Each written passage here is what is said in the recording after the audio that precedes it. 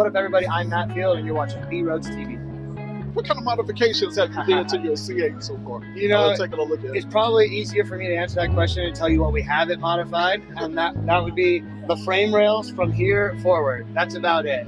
But we cut out so much fiberglass, so much aluminum, all of the wheel tubs are gone, and obviously the engine and gearbox is different, the wiring, the body kit, everything. No stone left unturned.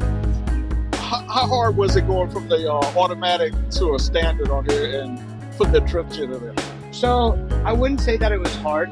It was more just a test of brain power, because I had to do a lot of figuring out of what was going to work, what was going to fit, and really what got this project off the ground was me finding a gearbox that was going to fit within the frame rails. And there's a couple of things that's incredibly necessary to put a sequential inside of this. One of which was that the CVs, where the axle is attached to, are very close to the block, and the fact that they will be above the input shaft of the transmission. Once I found a Weddle transmission, this is basically a transmission out of like a sand car.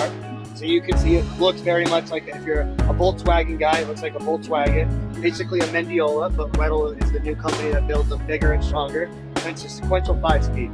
So once I found that transmission, they gave me the CAD of it. I worked with my CAD engineers and we attached it to an LS, because this is no longer an LT, put an LS in it, and it kind of made it fit. So it wasn't hard, it just took a lot of talking, working, and a little bit of CAD work.